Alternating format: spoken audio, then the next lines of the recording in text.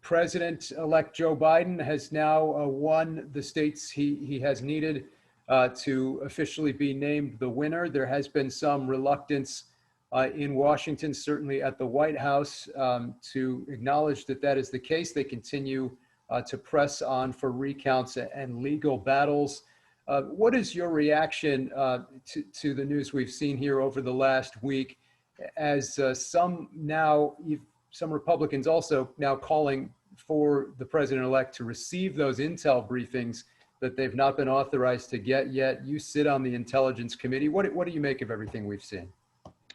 Well, I think Americans are paying an extremely heavy price for Donald Trump's temper tantrum. I think blocking President-elect Biden's opportunity from receiving intel briefings is a major threat to our national security. Vice President-elect or President-elect, pardon me, Biden needs to be fully aware of any of the threats posed to our nation starting from day one. And each day he's denied that info, it gives our enemies a greater opportunity to exploit that weakness. It's not just a hypothetical. You know, the 9/11 Commission determined that the delayed transition after a contested 2000 election was a factor in laying the groundwork for the September 11th attacks. President Bush, he wasn't able to fill critical cabinet positions well into 2001 as a result. So if the president really cares about our country more than himself, he needs to really cooperate and allow for a smooth transition on all fronts. So speaking of cabinet positions and other appointments, word this week that a Hoosier, Ronald Klain, will be President-elect Biden's chief of staff. What's your reaction to that news? Well, I'm always happy when I see a Hoosier advance in life, regardless of where they're from or which party they're affiliated with. I'm very pleased that President-elect has selected Ron Klain for this position. I think it's wonderful to see a Hoosier in this very important role, and it gives me more faith that our state's needs and values will be reflected in the Biden administration. Just generally, your reaction to this election, obviously also a history-making moment with Vice President-elect Harris being elected vice president. Generally, your thoughts here on the results of this 2020 election?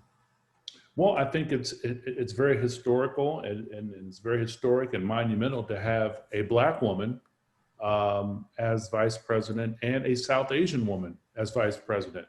And so, and a woman as vice president, first and foremost. So there are a lot of opportunities there. I think our society is changing very rapidly and very positively, and these changes are reflected in Kamala Harris. I'm excited. You put out a statement this week. I wanted to ask you about here in Indianapolis, the findings of the grand jury in the Drejon Reed case. What do you think should have been done here? Well, you know, I understand that there are some who disagree with my response to the Drejon Reed decision. People have been extremely passionate about their feelings surrounding this issue because it's personal for so many. The same goes for me. I'm a former law enforcement officer, as well as a Black man, as well as a Muslim.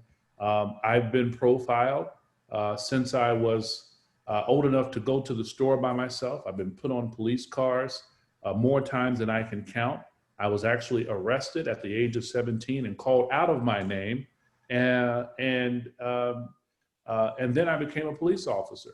And, you know, that was a growing experience for me. So I know multiple sides of this. I even got an interesting message that was shown to me from a Carroll County, one of the counties I used to work in Logansport area, a Carroll County sheriff's deputy who I felt his tone in any other context, he wouldn't have done it except for behind his computer.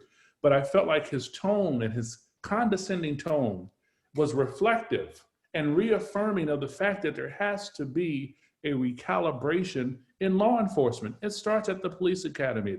More importantly, it starts at home. But I think it's a thankless job. Police officers are stretched thinly. They're underpaid. They're being murdered as well. But No one is above criticism. People criticize Congress each and every day. And I think law enforcement is no exception. We need change. We need to reform our criminal justice system. We need to stop expecting police officers to keep doing more with fewer resources and inadequate training. And it is not an affront to law enforcement to say this, especially since so many in this field agree that change is necessary. It is, however, a very grave insult to the loved ones of Trajan Reed, Breonna Taylor, George Floyd, and so many others that their lives were expendable and that they don't deserve justice. So I want to encourage all Hoosiers and Americans who are outraged by the epidemic of police brutality and misconduct to continue organizing, educating others, and peacefully protesting, lobbying people in power, staying engaged in the political process. I'll remain by your side, and I want to keep working to make sure the George Floyd Justice and Policing Act is materialized. And I think I have a very unique perspective. And I had a great conversation with the with the superintendent of state police the other day. And I think that he has shown the kind of leadership, Doug has shown the kind of leadership that we need to see in many more law enforcement executives. He's willing to hear, he's honest about his critiques. I respect that. But I found in him someone who wants to get a deeper understanding of the problems. And, you know, as someone who has known him for quite some time, as a police officer, we can talk, cop talk, but I could also, I believe, give him different insights. You know, I think we live in a time where, especially in Black and brown communities, you have so many self-appointed gatekeepers and leaders, and this person's popping up saying that they represent the community, but the community is not a monolith. We have different experiences, and the superintendent and I had a very great conversation. Kudos to him. And I'm willing to have more conversations with folks in the law enforcement community because I'm one of the best advocates that they'll ever have, but it can't come, you know, law enforcement officers tend to take on this role of, you know, you try to do it all. You're a superhero of sorts. But I think when the community sees that folks are willing to understand the culture, especially if you don't come from the culture, if you're coming from another county, Carroll County, like that deputy who took time to write us, even though he's not patrolling his own county, he's worried about Marion County. I'd like to see how he'd navigate in Brightwood or Hallville with that kind of arrogance and condescending tone. He wouldn't. It would be another example of someone who's unwilling to listen. And so my appeal to many is that the activist community is able to speak at the police academy and talk to recruits before they put their lives on the line about what's going on and have an understanding from both sides. All of us want safer communities. We don't want folks jeopardizing young people and seniors and men and women and children. We want criminal acts to stop. We want the killings to stop. We want the stabbings to stop. We want the robberies to stop. We want the thefts to stop. We want vandalism to stop in the name of activism. But that cannot occur if we're unwilling to have honest conversations. And those conversations are oftentimes very uncomfortable. We don't need folks who have microphones to stir racial animus and animosity, Black against white, Jews against Muslims and other groups, and hide behind their identity to say, well, I'm a minority too, but they're speaking the kind of rhetoric that inspires white supremacists to attack members of Congress and members in the community. I think it's racist, I think it's bigoted, and the entities that hire them have to be held accountable.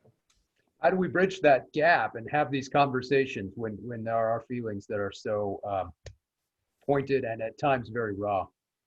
You know, Superintendent Doug and I had a great conversation, and I think when you have white brothers and sisters who understand that there are issues, willing to sit at the table with folks from the Black community, the Latino community, Muslim communities, and other communities who are underrepresented and feel attacked, and also folks from those communities who serve in our law enforcement communities, who are often there symbolically, but they're marginalized in terms of promotional opportunities or opportunities to really express ways in which we can change what policing looks like. I think when you have forums like this one, and journalists who have integrity and who understand nuance and understand that society is changing. And we can't go back to a mythical good old days that never existed. We have to understand that with the changing society and with the history of racism and the tension that exists between law enforcement and the community, ways in which we can bridge the gap and have honest brokers and folks who wear that badge honorably each and every day and put their lives on the line, risking themselves and making sacrifices for their families. There has to be an open-mindedness, even from those in the community, about the sacrifices that they make and the fact that they're willing to protect the community, but that protection can't come at the cost of being condescending and looking at folks suspiciously at the same time. Real quick before we go, I want to ask you about the pandemic as well. We keep breaking records here in Indiana in terms of our daily case count. What is it going to take for Congress to take further action on coronavirus relief, perhaps help businesses that may indeed have to shut down or roll back again because of these rising caseloads that we've been seeing?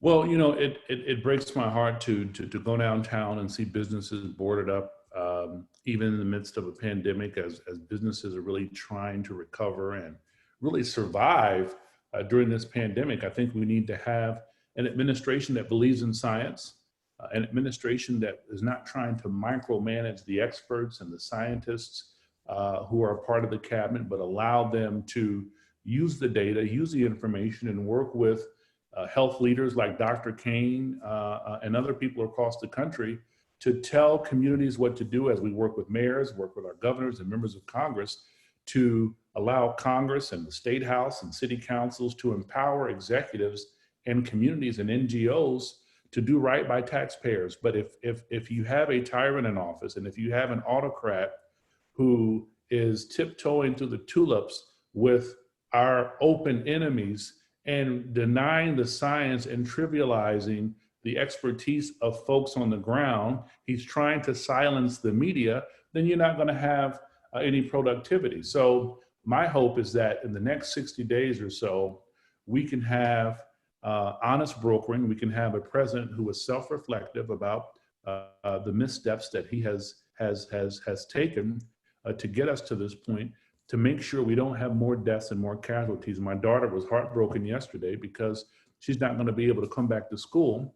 And so on a group chat, I overheard some of the kids talking about a zombie attack at school. So they're all off. So they're making light of a very serious situation. But for the rest of students who may struggle with how they're going to get, food when they go to school each and every day, relying on food, we're going to have to empower our nonprofits. We're going to have to empower folks like Gleaners and other NGOs who are doing great work to make sure that communities are still getting their needs met as winter looms very closely. So I think we're just going to have to get together as Hoosiers, as Americans and concerned citizens, and put aside our political parties, put aside our ideological differences, God forbid, put aside our religious differences, and come together for a united America so we can get through this thing together. A lot of pretty heavy topics in the news this week. Congressman Carson, thanks for taking some time with us. We appreciate it. What an honor. Thank you. Take care. Yes, sir.